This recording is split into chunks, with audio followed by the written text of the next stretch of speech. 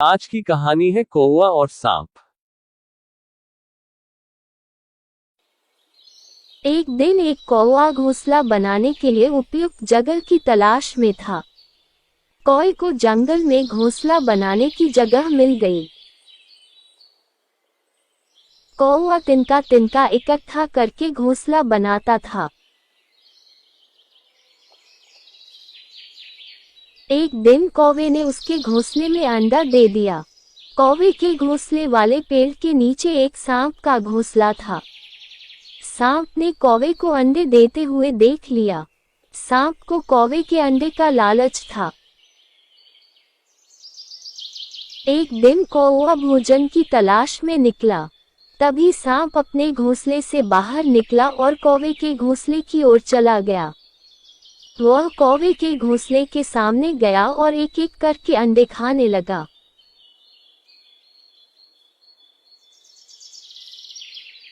फिर सांप अपने घर वापस चला गया।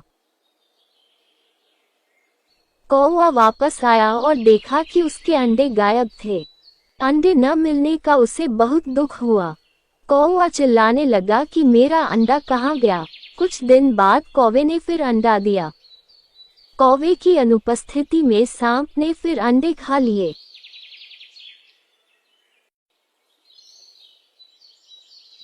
कौवा वापस आया और देखा कि उसका अंडा गायब है।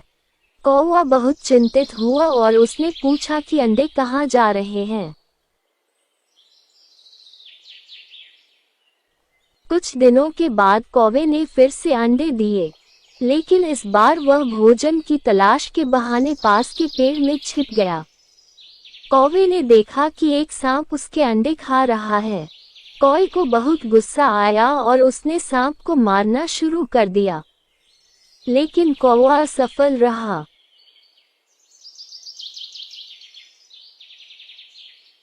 कौवा उदास होकर उड़ने लगा और सोचने लगा कि इस सांप की पकड़ से कैसे बचूं।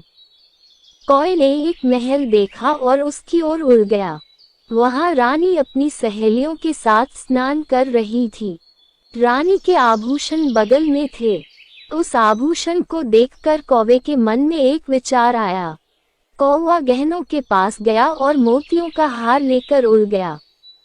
रानी की सहेलियां कौवे को देखकर चिल्लाने लगी और बोली, सिपाहियों, कौवे को पकड़ो और जैसे भी हो गहने ले आओ। सिपाही कौवे के पीछे दौड़ते रहे। कौवे ने रत्नजड़ित चोंच उठाए और तेजी से उड़ने लगा, और सिपाही कौवे का पीछा करता रहा। सिपाही कौवे के पीछे भागने लगे। भागते समय वे हाँफने लगे। कौवे ने मोतियों का हार सांप के घोंसले में गिरा दिया और उड़ गया। सिपाहियों ने कौवे को मोती का हार एक गड्ढे में गिराते हुए देखा।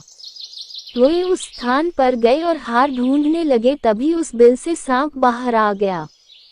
सिपाहियों ने डंडे से सांप को मार डाला और हार लेकर चले गए। सांप को मरा हुआ देखकर कौवा बहुत खुश हुआ। तब से कौवे ने अंडे दिए और अंडे फूटे। वह बच्चों के साथ खुशी खुशी अपने दिन बिताने लगा। कहानी से सीख। हमें इस कहानी से यह सीख मिलती है कि कभी भी निर्बल का फायदा नहीं उठाना चाहिए। साथ ही मुसीबत में समझदारी से काम लेना चाहिए।